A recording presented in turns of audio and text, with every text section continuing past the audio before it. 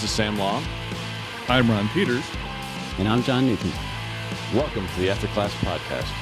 Because the best conversations happen After class. Thanks for joining us. Another episode of the After Class Podcast. We're glad to have you along. If you're listening to this episode, that means you were not raptured with the rest of those people. And so we're glad to still be here with you. So are we the ones who are left behind? Maybe that's my concern. Right, that should be possible. If you follow the Left Behind logic, yes. If you follow the Bible, no. Right. It depends on what your sacred scriptures really are. Right. Well, nobody I know has disappeared. On account of the eclipse, right? Yes. Yeah. The reference is, of course, to the eclipse, not to something else. For those who are listening to this like 5 years from now. Oh, that's fair. Oh, right. Yeah. Some people do pick these up later. So. Or like not in America, which... Right? Yeah. For whom this means nothing. Because apparently when eclipses happen in Europe, it doesn't matter, but only when it happens in America does it. Right. Then the whole world talks about Yeah. it because Right. everything that happens in America affects the whole world. Then it's prophetically significant. Exactly. Yeah. So yeah, nothing happened other than the moon going in front of the sun, and that was it. But it was a cool social event because all the students not all, but a lot of students, a lot of faculty were outside. We all had our special eclipse glasses and watched the moon slowly pass over in front of the sun. And so we talked about the eclipse. We talked about everything else. So it was like a communal event, and that's what makes it a lot of fun. It was fun. It was a little disappointing. I don't know. I know we were told it's only 96%, but I thought it'd be darker. I actually thought that as well. I was expecting a little bit more darkness. I also. I guess it shows how powerful the sun actually is.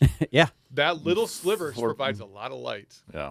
But it was kind of a weird effect, though, because that dusk twilight feel was kind of cool. You know, it wasn't as dark as I hoped it would be, but it's like, oh, yeah, this isn't the way things normally look outside. Yeah. So that was cool. I liked it. Well, our second and last week of outreach / spring break is over. Yep. How'd it go? You had nationals. We had disc golf nationals. We went. We competed. It was a good time. We did okay. Good. A lot of things to build on. A lot of things to build on. Things to work on for next year, right? Yeah. It was kind of fun. We our ladies were paired with a Mennonite school, and then our guys were paired with, I don't recall the name of the team, but like they prayed together after the round. So that was kind of a fun. Awesome. Because that's you're great. surrounded by people that's not their life, and so Yeah. so it was kind of fun that we were actually in groups with those types of schools and those types of people. So that was fun. It was good. Weather was good. Yeah. We did not win, just to be clear. We did not win. Well, that stinks. Yeah, for me, it was a good break. It was very restful, which is what I needed it to be. You know, our previous break, we were in Hawaii on a missions trip. So that was just like a working break. And it was a lot of work when we were there. And so this one was more of a restful one. But that didn't mean I didn't come into the office. The first, like on Monday, my other podcast, the Last Homely House podcast, we did like 3 episodes that day. We were trying to get a bunch in the hopper. And I also came in, I'm working on a paper for the SCJ conference, which we're going to this weekend. And so I'm still working on that paper. I actually ordered some books, some of which are going to arrive today. Today is Wednesday. I'm presenting the paper on Friday, and I've got books coming in that are a part of this paper I'm writing. Yes. I was telling the students in class today, today I was in the senior seminar, and we were talking about their papers. I said, yeah, I'm going to be working on this paper on the way down to the conference. And people's eyes got wide. They're like, oh, my gosh, I could never do that. I said, there comes a point in your career where it's not a big deal. Well, you can say that to seniors who are leaving and writing their last papers. Yes. Right. Don't say that to freshmen. Oh, no, because You can wait till last minute and deliver to a major theological conference. Yeah. The kind of papers you get from them would be horrendous.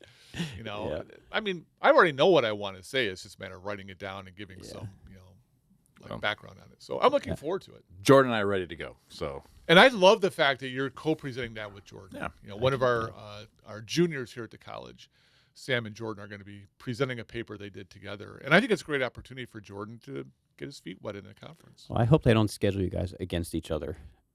So, I know what the schedule is. I don't think we are. Okay. Are you in a group or are you individual? I'm in I a don't group. know. I'm in the ACTS group. We may be. I think we are at the same Inevitably, time. it happens. 3 different papers that I want to see are all scheduled during the same window. I know. I hate that. And then you have these huge blocks where there's nothing interesting. But all the good stuff is right all at the same time. Yeah. Those people don't take offense. Now, are both you and Jordan speaking? Uh-huh. Excellent. We split it up, because it's like I said, it's an intersection of psychology and Bible, and so I'm going to do Bible, and he's going to do psychology, and we're going to each speak to our areas. Awesome. Yeah. That's great. Well, my break was just a weird, I don't know, emotional roller coaster of a break. Yeah. I had to watch a vet come to my house and euthanize my cat of 17 years. And Oh, wow. I never really loved my cat. I liked my cat and I tolerated my cat. But it's something different to watch someone put it to sleep and breathe its last and then have to go to the backyard weeping, digging a hole. That it's really difficult to dig deep holes in Michigan clay, let me tell you. So that was rough. But then I also had this weird week because I got this contact lens installed in my right eye for reading. Yeah. So that I don't have to use reading glasses. Yep. Both my eyes are 20/20 vision, but I just can't see up close. So they put one contact in my right eye, and so I see normally with my left eye, and changing my life. Called Mr. Peanut. I called him the Monopoly guy. Yeah, I call it my monocle, and everyone wants me to get a real monocle.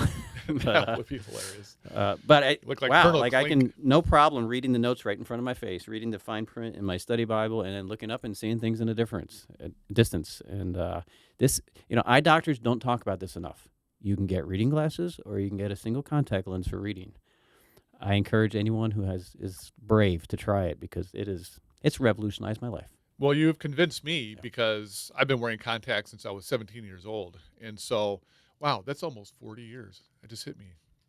Almost 40 years. Wow. Anyway, I might have on my next eye exam, I'm going to have to bring that up to him and say, hey, can we give this a try? So many listeners right now are counting. Okay, so Ron is 17 plus 40. Yes, I will be 57 this summer. So, yeah, I'm an old guy. Yeah, I hope you try it because I think you will experience a higher quality of life.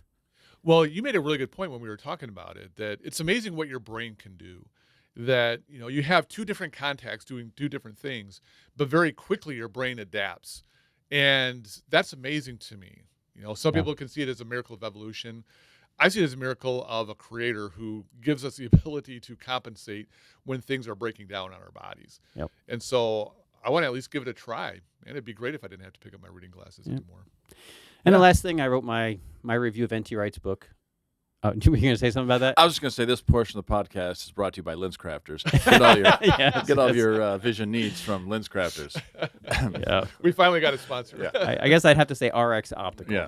But anyway, I'll have to tell them we refer to them on the podcast. Maybe give me a discount on my free solution. Something like that, yeah. Free saline. Right.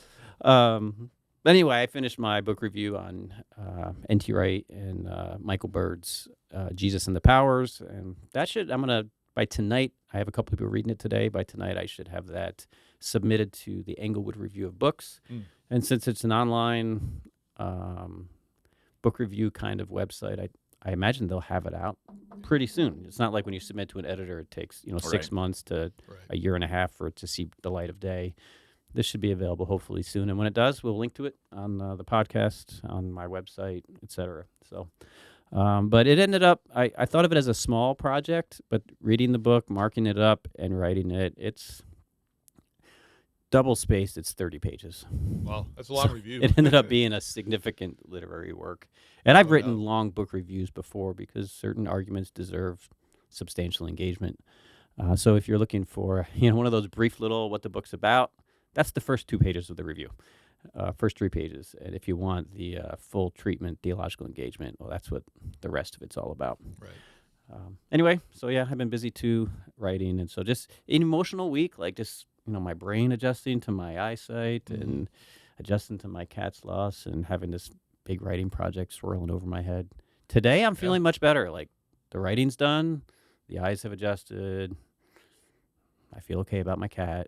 And, You've come to grips with the loss. And we're all going to go on a road trip this weekend. So looking forward to it. And I don't have to present. This is like the first time in 20 years I'm not presenting something at SCJ. Now I feel like I should be presenting something on N.T. Wright's book, but I didn't know that at the time. 6 months ago. So.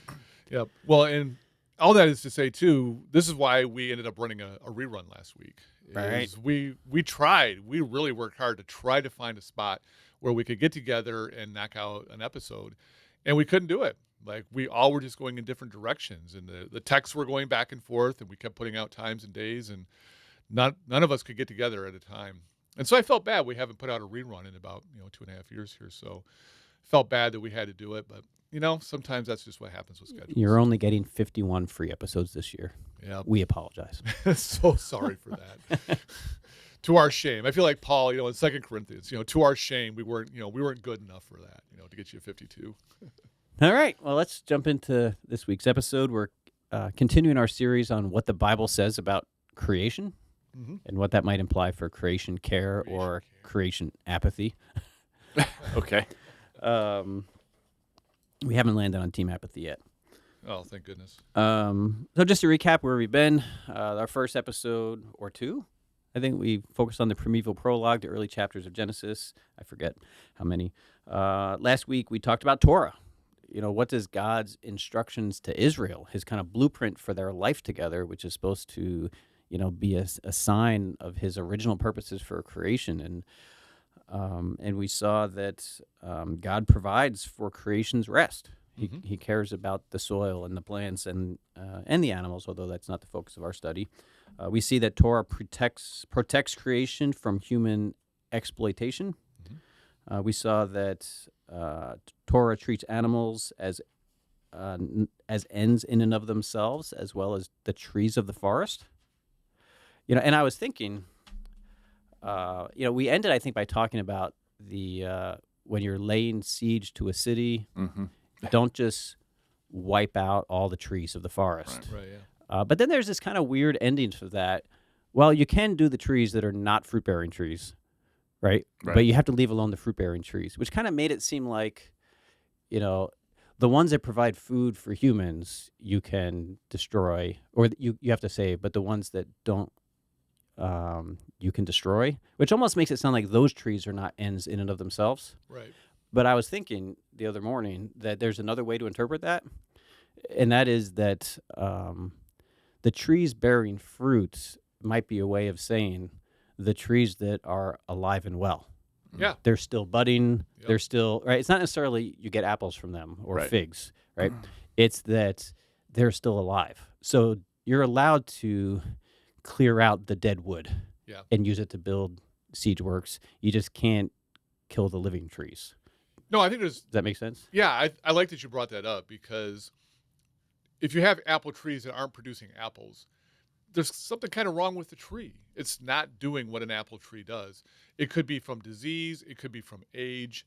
There are a variety of factors that play into that.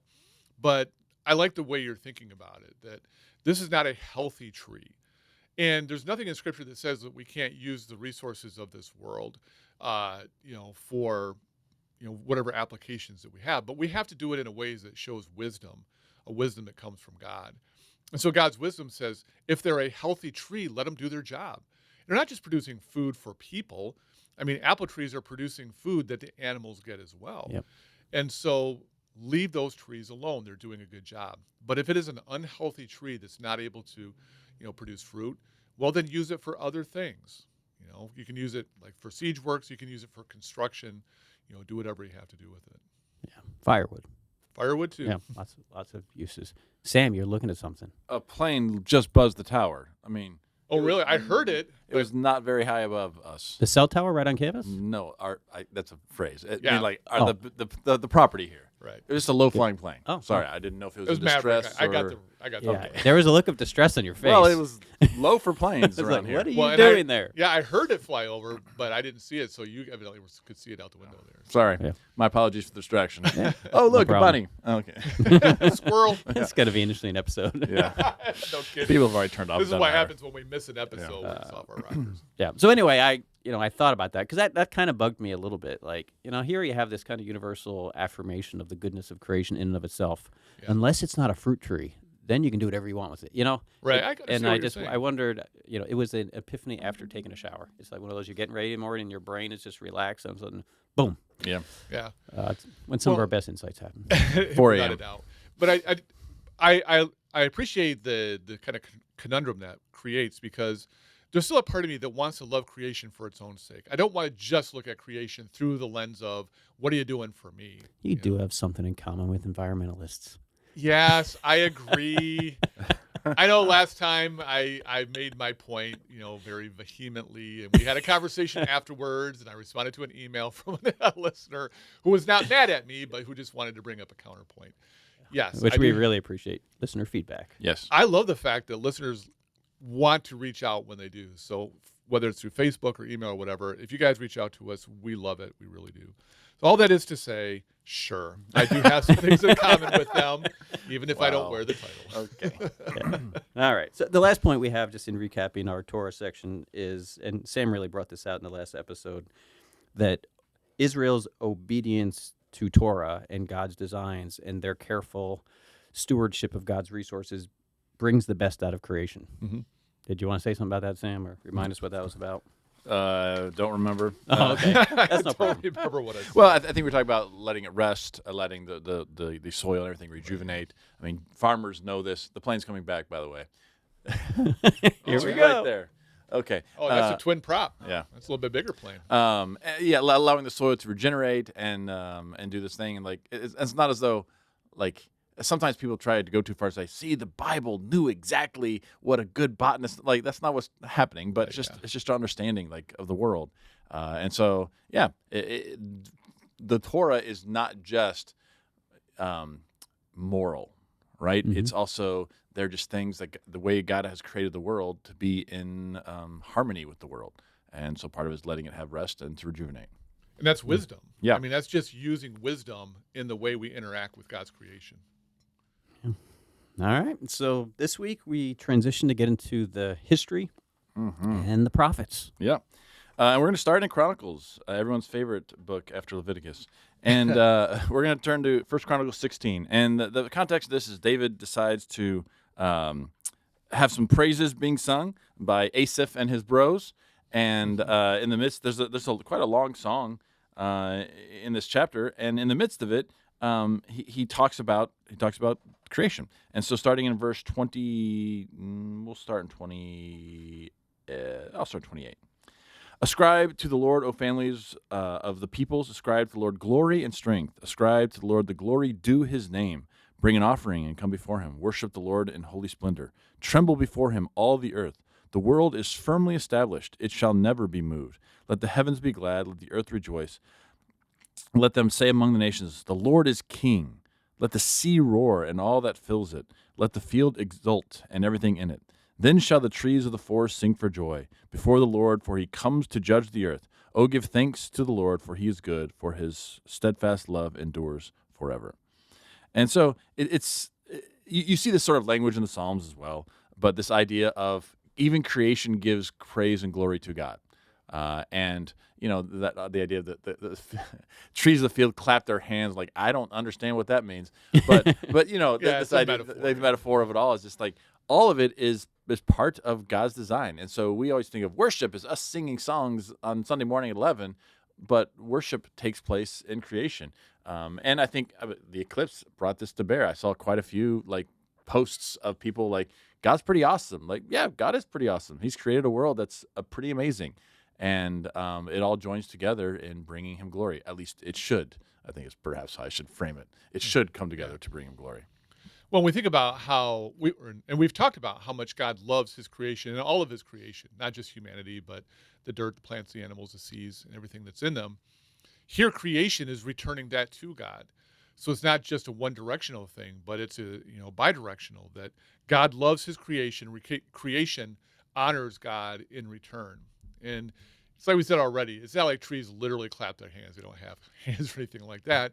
But it's a way of talking about how God and his creation interact with each other. So there's not a description of when the wind blows, the branches It could be. run into each other, and the leaves It could make be that. contact and rustle, and we hear them praising God. It's almost like the leaves are like rubbing their hands together. Kind of hear that. Yeah. It could be, but Probably it's a personification. I would think so. Probably Yeah. anthropomorphizing a little bit All too the much. branches are arms and all that business. Right. Yeah. Like you said, we're going to see a lot more of this in the Psalms, so we'll return to that bit. Sure. The next passage we're going to look at is from 2 Chronicles, the very end of the book. In the Hebrew arrangement would be the end of the Old Testament, if I understand that correctly. You do understand. All right, I appreciate Correctly. that. Thanks for the affirmation there. You're welcome. I know you need it. I do. 2 Chronicles chapter 36, beginning in verse 20. We're going to look at 20 and 21. Here, Jerusalem has fallen.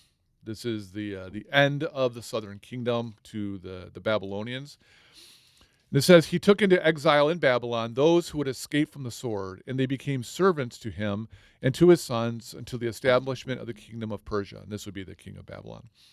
To fulfill the word of the Lord by the mouth of Jeremiah, until the land has made up for its Sabbaths, all the days that it lay desolate, it kept Sabbath to fulfill 70 years.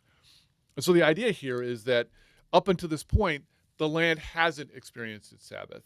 And so we talked about in a previous episode how once every 7 years the land was supposed to be, it's supposed to go fallow. You're not supposed to plant, and it's the food that grows there, just whatever it is, it's for the animals and whatever happens. Evidently, that part of Torah never got applied. And so... At least not consistently. Right, yeah. And so the chronicler says, guess what? This time of exile is going to be Sabbath. And it's not going to be just 1 year. It's going to be year after year until all those Sabbaths are finally made up. And, you got to be careful. We don't want to over-literalize. It's like counting down the years in a very specific way. Yeah. But it's a general statement that God cares about the land, and he cares about it in a way that the people didn't. They didn't show wisdom. They didn't honor God by allowing the land to have its Sabbath year. And so God's like, if you won't do it, I'll make you do it. Yeah. And this is just a part of a holistic way of accounting for why God punishes Israel by exiling them from the land. It's easy to reduce that to because they worshiped other gods. Right. And as long as we don't worship other gods, we don't have to worry about God's discipline of us. Mm-hmm. But no, it's because of social injustice. It's because of how they're treating the poor. It's because they embraced kingship like the nations and rejected God's effective reign over them. It's because they mishandled non-human, inanimate creation that they were given to care for.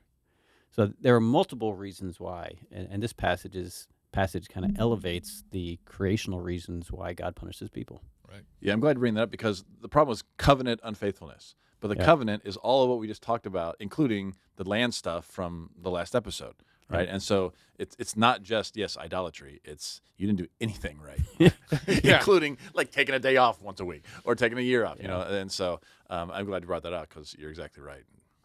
Yeah. All right. So the next passage, we're kind of moving beyond the history books. That was quick. The history books don't do a lot of talk about creation. Yeah. Well, the prophets make up for that. Yeah. And so we're going to skip to Isaiah 24, verses 4 through 9. This passage is referred to as the Isaianic apocalypse. And so it's the section of the prophets, aside from Daniel, that perhaps has more in common with the tone of apocalyptic literature. Yeah. And the apocalyptic literature uses certain literary conventions, right? Yeah. Symbolism, metaphors, colors, animals, right? Mm-hmm. To say things that are not so literal, right? Right. Yeah. And so it's helpful to know that context. So I'm going to be reading beginning in verse 1 of chapter 24. Now the Lord is about to lay waste the earth and make it desolate, and he will twist its surface and scatter its inhabitants. And it shall be as with the people, so with the priest, as with the male slave, so with his master, as with the female slave, so with her mistress, as with the buyer, so with the seller, as with the lender, so with the borrower, as with the creditor, so with the debtor. The earth shall be utterly laid waste and utterly despoiled, for the Lord has spoken this word. The earth dries up and withers, the world languishes and withers, the heavens and earth together, the heavens together with the earth languish. The earth lies polluted under its inhabitants, for they have transgressed laws, violated the statutes, broken the everlasting covenant. Therefore a curse devours the earth, and its inhabitants suffer for their guilt. Therefore the inhabitants of the earth dwindled, and few people are left. The wine dries up, the vine languishes, all the merry-hearted sigh. The mirth of the timbrels is stilled, the noise of the jubilant has ceased, the mirth of the lyre is stilled. No longer do they drink wine with singing. Strong drink is bitter to those who drink it. We could go on, but that's probably enough to capture the creation aspects of this. Well, and I think that's where you see how the actions of the people have ramifications that the earth itself feels. And that's another thing we've talked about in previous episodes, like when Cain kills Abel, his blood cries out from the earth. There's something that is polluting about violence, that the earth feels it. And I think that this prophecy reflects that. that it's not because the earth did anything wrong, but the people's sin has far-reaching effects, and now the earth is going to bear the consequences of that sin. How much is the humans doing and how much is God's doing? Yeah. Because it question. begins by saying, yeah, the Lord's about to lay the earth desolate and wasteful, and then the earth will be laid waste and despoiled because God was spoken. At the same time, what you're saying is not wrong. Right. Because it doesn't matter who does it. Even if God is the one to do it, he's only doing it in response to human sin. And so even if God is the one who steps in and brings this upon the earth, it's a response to the sin of the people. Yeah. I want to lump this passage in with a couple of other passages, if you guys don't mind. Yeah, Sure. Because I think we need to answer the question of what do we make of the passages where the Old Testament seems to clearly say God will destroy creation again or utterly lay it waste. It will, what do we do with these passages in light of God's promise to creation after the flood? He'll never destroy the earth again on account of human sin, right? Right. Which we talked about 2 episodes ago. So, Sam, can you jump to Isaiah 51, 4-6? And then Certainly. Ron, Zephaniah 1, 2-6? Isaiah 51, 4-6. Listen to me, my people, and give heed to me, my nation, for a teaching will go out from me, and my justice for a light to the peoples. I will bring near my deliverance swiftly. My salvation has gone out, and my arms will rule the peoples. The coastlands wait for me, and for my arm they hope. Lift up your eyes to the heavens and look to the earth beneath, for the heavens will vanish like smoke, and the earth will wear out like a garment. Those who live on it will die like gnats. But my salvation will be forever, and my deliverance will never be ended. Yeah, so here the earth will wear out like a garment. Mm-hmm. Zephaniah chapter 1, verses 2-6. This is the word of the Lord coming through Zephaniah. I will utterly sweep away everything from the face of the earth, says the Lord. I will sweep away humans and animals. I will sweep away the birds of the air and the fish of the sea. I will make the wicked stumble. I love whippets. They're great dogs. I know, they're such great ones. I will make the wicked stumble. I will cut off humanity from the face of the earth, says the Lord. I will stretch out my hand against Judah and against all the inhabitants of Jerusalem. And I will cut off from this place every remnant of Baal, the name of the idolatrous priests. Those who bow down on the roofs to the host of the heavens. Those who bow down and swear to the Lord, but also swear by Milcom. Those who have turned back from following the Lord, who have not sought the Lord or inquired of him. Did I say that right, Milcom? Okay, cool. Moloch, Milcom. Gotcha. Make sure I get the right pronunciation in there. Yeah, and so, I mean, the birds, the fish, the animals, the humans, he utterly sweeps everything from the face of the earth. And that, again, just kind of sounds like this kind of massive earthly destruction, non-human creation getting caught up with it because of human sin. Right. How is that not a contradiction from what God says in Genesis after the flood? The first question that comes to my mind is he talking about the entire earth, or is he just talking about Israel? I mean, he uses the word earth, but is this affecting Egypt? Is this happening in the Hittite kingdoms? Like, is it literally the earth, or is it the earth as much as it pertains to God's chosen people? Yeah. Think that's a factor? Yeah, I think it is. I mean, but the literal words of the text don't lend to that. In terms of the birds of the air, the fish of the sea, like, the birds, just the ones that fly over It's like a dome. Palestinian. Like once they Cross that boundary line, right? quick head to the boundaries, so we don't Everybody drop just like. stay away from Israel, But I think you're probably right. Like read in context, this is a judgment oracle about what God's going to do to people within the land of Israel who are breaking the covenant. But the language, seems to extend to non-human creation. I guess I would say that we read things in context. When I read Absolutely. Zephaniah, I read it as God speaking to his own people. And so, sure, he can use the language of the earth and all that, but context helps me to say this is not the entire earth. And so that contextual reading helps us to understand what's going on. Yeah. Another layer of context, we haven't read all the Isaiah passages, but there are other Isaiah passages that are very earth-affirming. And for that matter, other Zephaniah passages that speak about God's restoration of Zion, which happens to be a mountain in Palestine on planet Earth. that apparently does not get caught up in the utter laying waste, right? So there are other passages in these same books that seem to hold out future hope for inanimate creation. So that's just another layer of context. Yeah. So Sam, what do we make of this? Well, so how you frame the whole Genesis flood narrative, do you view it that God said he would never destroy creation again, or he'd never destroy creation with a flood again? Yeah.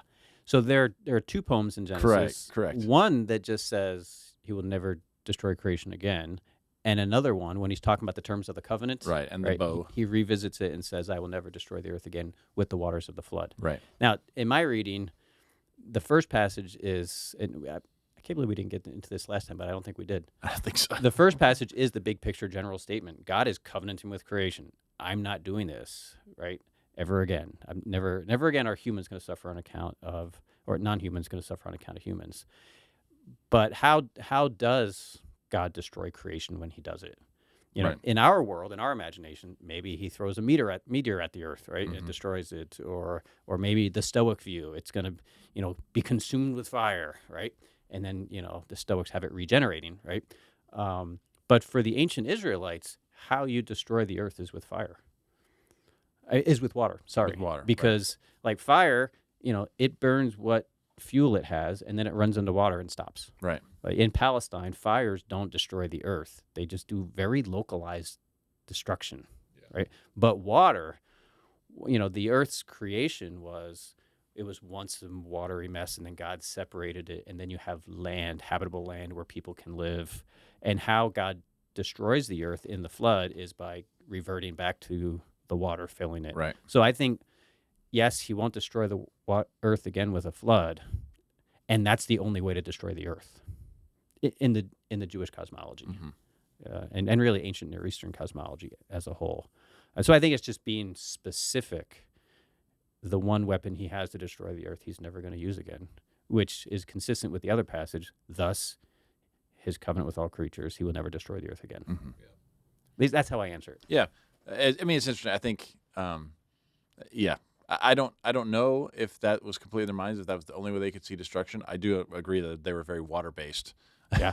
And so that would make sense for them. I don't know.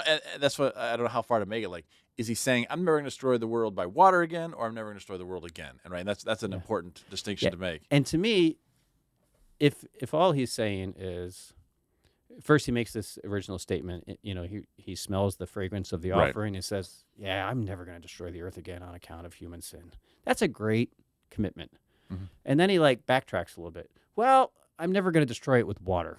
Right. Like, what kind of hope is that? Right. Right. It's really a false hope. Like, creation can, breathe a sigh of relief. God's never going to destroy it again. And then he's like, well, not really. I might destroy it again with something else, meteor, fire, but I won't do it with water. That's not much of a hope.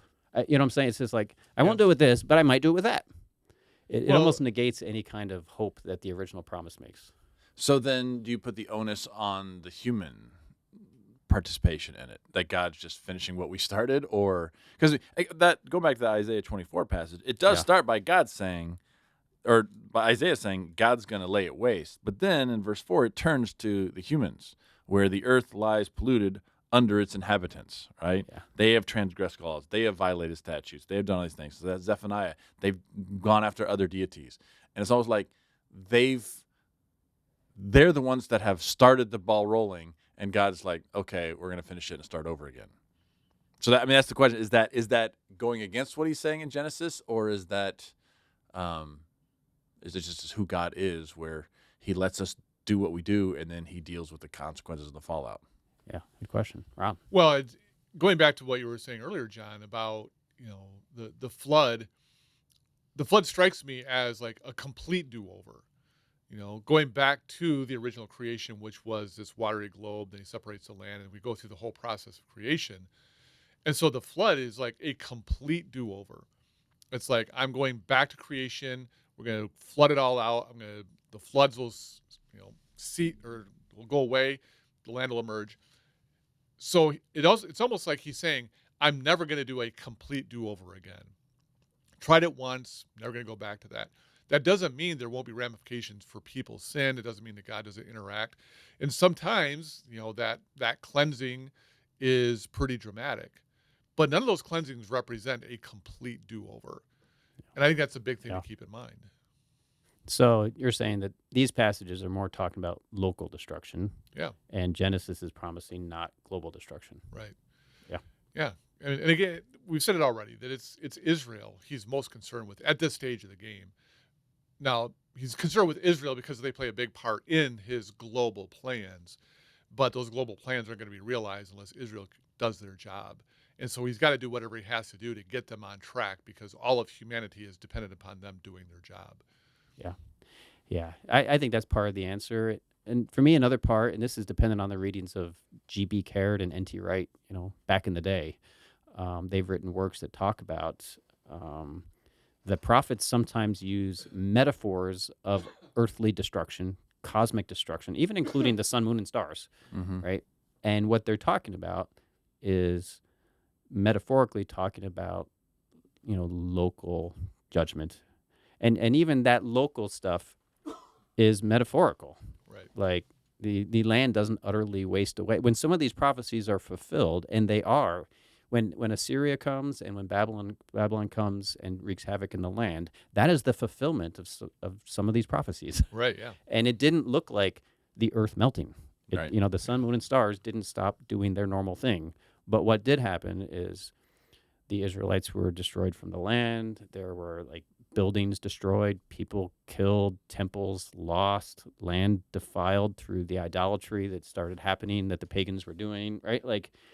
So the language of earthly destruction is metaphorically talking about ordinary stuff that happens when empire comes in and takes over. Yeah, I mean, we see that with, so for example, if a farmer gets killed, his crops waste away. Yep. Right? There's no one there to harvest them. You've heard of salting the land, where Right. nations will do that so that the people can't grow stuff, and so all these are part of what happens in war, and so it could be talking about very apocalyptic images, just referring to what naturally happens, sadly, in war to the land.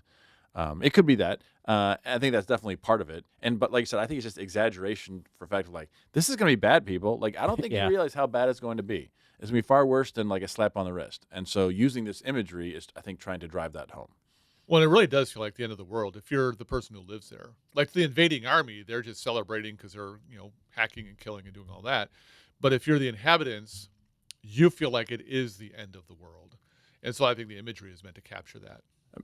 I mean, think about people in Ukraine or Gaza or yeah. Syria. Yeah. This is their life, right? Yep. These are not crazy images. This is what they're dealing with. At least I'm sure they feel that way. Yeah, the people in Yeah. eastern Ukraine certainly feel like it's the end of their world because it just doesn't even look like it. The absolute devastation that they've experienced. Sure, yeah, it feels like the end of the world. Yeah, and when we express ourselves during these calamities, we use language like "my world is falling apart," Yeah, or "the world is falling Right. apart," or "this place is going to Hades in a handbasket." right, yeah. Language, John. I know.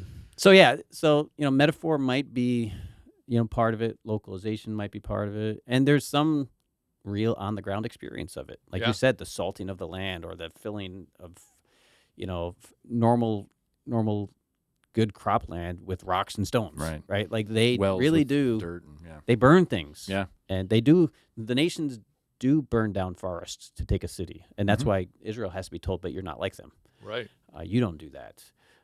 So yeah, there's some literal in there, but maybe it's not as global as the language makes it sound, and not because they were just not precise or they didn't have a clear picture of what was going to happen.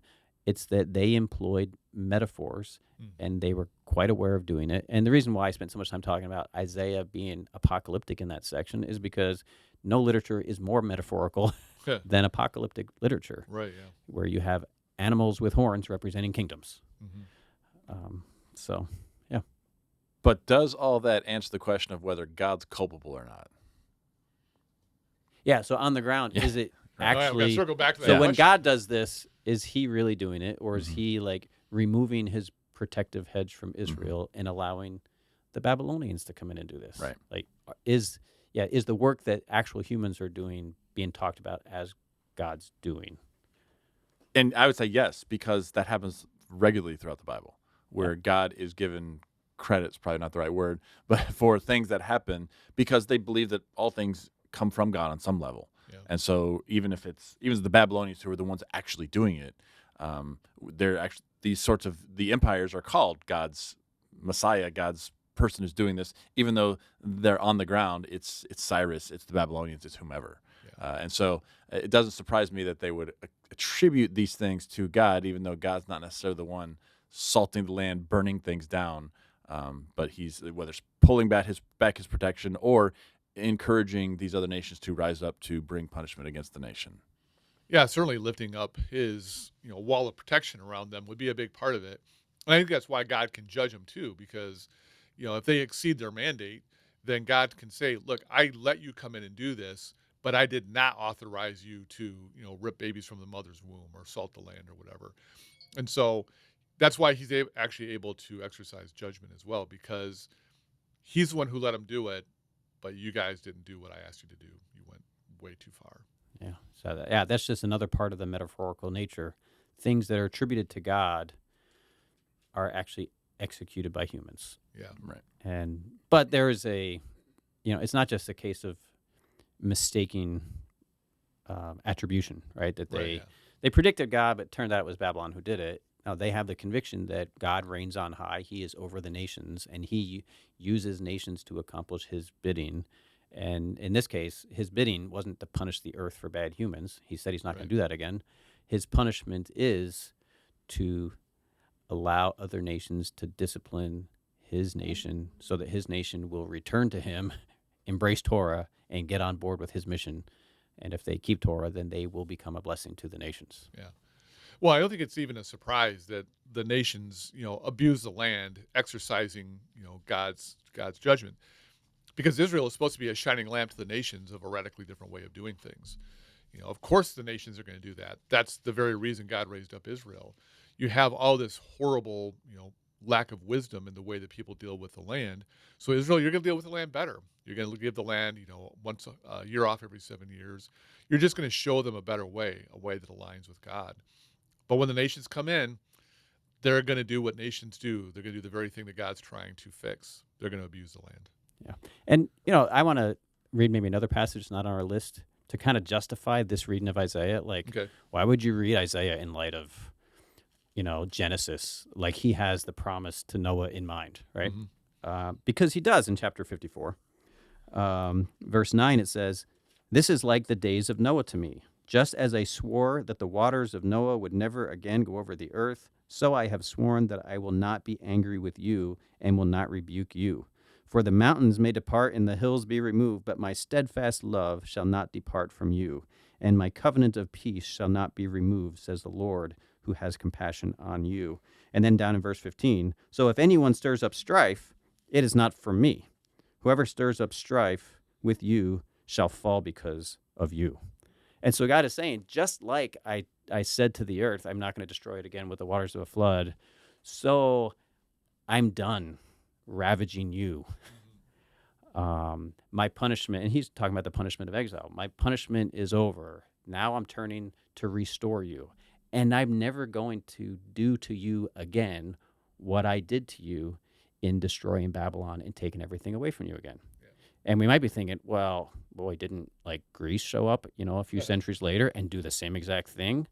Well, Greece did, but it wasn't from God, right? This is not God punishing the Israelites for their sin, right? This is a power-hungry nation becoming too powerful, too big for its britches, and torturing everyone around them, especially the Israelites, because they wouldn't get on board with the Jewish way of life or the Greek way of life. Right. And so, God's covenant to his people is just like this was a one and done thing with the flood, this is a one and done destruction of you. Going forward, it's never going to happen like this again for me. That doesn't mean a nation won't do this. It doesn't mean Rome won't later do this. Mm-hmm. But I'm done doing this kind of massive judgment upon my people. This is a huge turning point. This is a huge passage about hope. And it gives us a lens for interpreting events that happen to God's people. Mm-hmm. This promise is kind of on his mind. And I think when he says things like, "For the mountains may depart and the hills be removed, but my steadfast love." And this, again, it's not, I will remove the mountains, but I'm not going to remove my love. It's kind of like, no,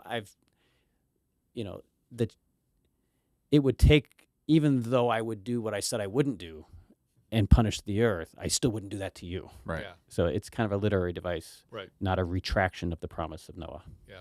Agreed. All right. Yeah. Are we at We're all time? looking at the Oh, clock. We're at time, apparently. Right up at the end of our time. Well, I mean, that was a tight theme, though. I mean, Yeah. we have passages in the prophets, and we see this in the Old Testament, and we're going to see it in a couple of verses in the New Testament, like from Thessalonians and I believe 2 Peter or something like that. Yeah, 2 Peter. And so this metaphors of earthly destruction is going to appear again. Yes, they will. All right. Well, I guess that's it for today. Finally got back together, back on track. Thank you so much for joining us in this episode of the After Class podcast. After Class because The best conversations happen After class.